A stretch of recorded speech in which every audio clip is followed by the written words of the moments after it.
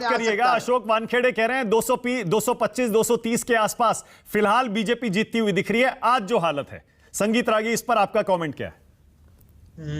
देखिए, भाव का अपना अनुभव है, लेकिन भाव कुछ उसी तरीके से वो व्यक्तिगत नहीं लेंगे। मैं उनका बड़ा सम्मान करता हूं। भाव का एनालिसिस आकलन कुछ ऐसा ही है जैसे 2014 से पहले कागज पर, मैप पर बड़े बड़े पत्रकार, उसमें भाव भी थे और हम भी थे, एक चैनल पर बैठ करके कहते थे कि कहाँ से नरेंद्र मोदी इतनी संख्या कहाँ से आएगी, महाराष्ट्र में इतना नहीं हो सकता, वहाँ इतना नहीं हो सकता, बिहार से इतना नहीं हो सकता। और हमने देखा कि वो निष्कर्ष क्या था। 2000 जब पहली बार उत्तर प्रदेश में योगी की सरकार बनी तो यकीन मानिए हम और भाव फिर उसी चैनल में एक साथ थे। पहली बार जब बनी थी, जब 325 आए थे, नहीं, जब 325 आए थे, हाँ, तब सारे आकलन फेल हो गए थे। हाँ। 2019 का जब चुनाव आया तो फिर हम लोग एक ही जगह, दुर्भाग्य से सौभाग्य से कई बार हम लोगों का दुर्भाग्य रहा है कि हम एक ही जगह बैठ जाते रहे हैं। हाँ। वो जानबूझ करके उस चैनल का नाम नहीं ले रहा हूं आपके चैनल पे। हाँ। तो वहां भी बैठ करके फिर होते थे, अच्छा कहां से इतना आएगा, उसको पार किया। तो मुझे लगता है कि अभी वो वक्त आने दीजिए। जहां तक कांग्रेस पार्टी का कहना है और समाजवादी पार्टी का कहना है। एक मिनट, उसके बाद में जाइएगा, पहले मैं आपका असेसमेंट जानना चाह रहा हूं। आज का आपके हिसाब से आज क्या स्थिति है? जैसे 225 230 अशोक वानखेड़े कह रहे हैं, आपका क्या असेसमेंट है आज का? देखिए मानक जी, कुछ चैनल ऐसे हैं जो आज के रोज के दिन की दिनचर्या बना लिए हैं कि आज कितना आएगा, कल कितना आएगा। चुनाव इस पर तय नहीं होता है। चुनाव के लिए एक माहौल होता है, 1-2 महीने लगते हैं उसमें, और पूरा विमर्श बदल जाता है। मैं मानता हूं कि उत्तर प्रदेश का चुनाव समाजवादी पार्टी ने बहुत जबरदस्त चुनाव लड़ा विधानसभा का, और कहीं ना कहीं अखिलेश यादव को उससे लगता होगा कि भाई हम बेहतर लड़ेंगे तो प्रधानमंत्री के दावेदार मैं क्यों नहीं हो सकता, ममता क्यों हो सकती हैं, कोई और क्यों हो सकता है। जहां तक कांग्रेस का सवाल है, मुझे लगता है कांग्रेस अपने आप को एक्सपोज की है। मैं भाव की बात से बिल्कुल सहमत नहीं हूं। अरे जो कांग्रेस का होने वाले अध्यक्ष और जो पूर्व अध्यक्ष जो हैं, उन्होंने जब एक सीजनल पॉलिटिक्स करने की जो आदत डाल रखी है, सीजनल पॉलिटिक्स से आप नरेंद्र मोदी को नहीं लड़ सकते हैं। आपके पास न संगठन रहा है, न आपके पास नेतृत्व है, और न ही राजनीति में आपको विपक्ष को पटकनी देनी है। तो मानक आपके पास एक पॉलिटिकल विजन होना चाहिए, पॉलिटिकल नैरेटिव। आपने सॉफ्ट टारगेट उठा लिया संगीत रागी, आपने कांग्रेस को भी पकड़ लिया। नहीं, मानक, आपने सुना भाव ने क्या कहा? वो कह रहे हैं क्षेत्रीय दलों से होगी लड़ाई। मानक वो उस समय भी यही बात की जाती है। जब राष्ट्रीय विमर्श के मुद्दे होते हैं तो ये सारी खाइयां पट जाती हैं।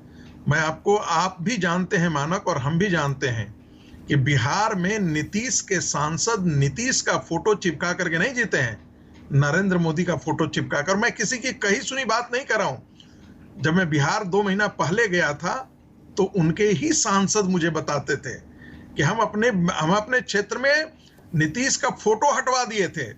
रही बात कांग्रेस पार्टी का, नहीं एक सेकंड, कांग्रेस आपका फेवरेट टॉपिक है।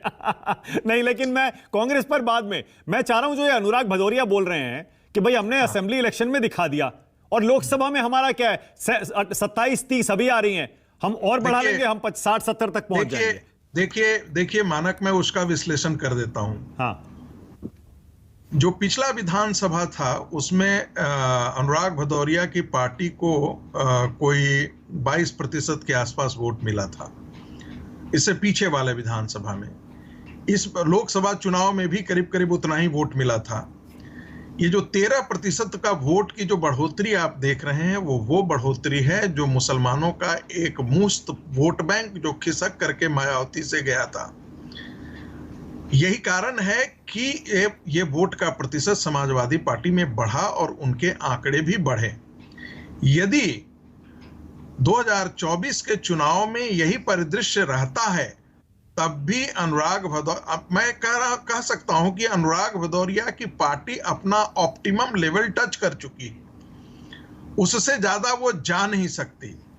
और जहां तक है उसमें राष्ट्रीय चुनाव होंगे तो उसमें डिक्लाइन ही होंगे, क्योंकि समाजवादी पार्टी जो है उसका आकलन लोग अनुराग भदौरिया और अखिलेश से नहीं करते हैं, मुख्तार अंसारी से करते हैं, एक से एक दुर्दांत लोगों से करते हैं। समाजवादी पार्टी की छवि ऐसी है जैसे कोई शिवसेना की छवि जो है वो बॉम्बे में आप जाकर के देखें, दुर्दांत लोगों की छवि, वही शिवसेना की छवि आपको अचानक देखिए दुर्दांत लगने लगी। इतने साल तो बढ़िया सरकार चल रही थी बीजेपी के साथ, अचानक दुर्दांत लगने लगे शिवसेना वाले आपको। सत्ता में थे दुर्दांत लोगों के, ये प्रॉब्लम। अब आप कांग्रेस पर हमें बात करने देंगे?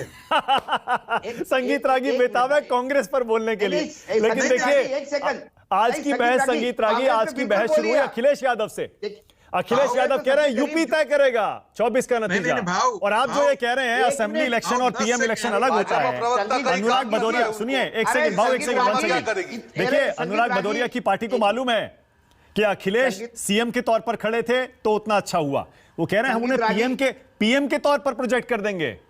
मानक मेरे बड़े भाई हैं, मानक 1 मिनट, मानक सिर्फ 10 सेकंड लूंगा, 10 सेकंड से 11वां सेकंड। बोलिए। अभी इन्होंने बोला मैं कहां विश्लेषण में फेल हुआ, लेकिन छत्तीसगढ़ हो गया, मध्य प्रदेश हो गया, राजस्थान हो गया, महाराष्ट्र का हो गया, चारों जगह पे मेरे संगीत जो भाई है संगीत रागी जी, वो डंके की चोट पे बीजेपी को क्लीन स्वीप दे रहे थे, सुपड़ा साफ हो गया। ठीक है, गोवा में जब पहली बार सरकार जड़ी तो हमने बोला कांग्रेस सबसे बड़ी पार्टी होगी, तब भी ये बोल रहे थे बीजेपी सरकार बनाएगी। वो बात अलग है कि तोड़ करके बोला जी। आजकल देखो संगीत जी, मैं आजकल बीजेपी के साथ इसमें तो बहस करता ही नहीं कि सरकार नहीं बनाएंगे राज्यों में।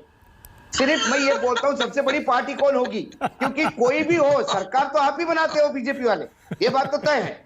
इसीलिए यदि मेरा आपने गिनवाया तो मैं भी आपका विश्लेषण गिना सकता हूं कि कितने संगीत रागी रिस्पॉन्ड करिए, फिर आगे जा रहा हूं। बोलिए संगीत रागी।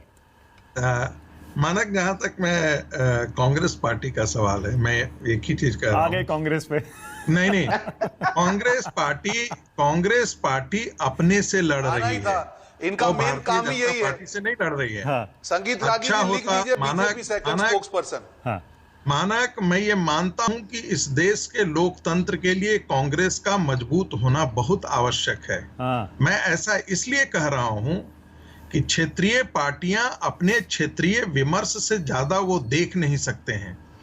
उनका पूरा का पूरा जोर इस बात पर होता है कि हम एना केना प्रकारे ना हम अपने प्रदेश की राजनीति तक सीमित, चाहे बेशक रहे, राष्ट्रीय हित की हानि बेशक हो जाए, हमें अपने चुनाव जीतना है। कांग्रेस एक राष्ट्रीय पार्टी के होने से वो जो लोकतंत्र का विमर्श होता है वो बड़ा बन जाता है। दुर्भाग्य यह है कि कांग्रेस के पास कोई ऐसा व्यक्ति नहीं है जो आज के दिन में पैन इंडियन अपील जिसके पास हो और उसका कोई विजन हो जो बीजेपी का एक अल्टरनेटिव के तौर पे प्रोड्यूस करे। अनुराग भदौरिया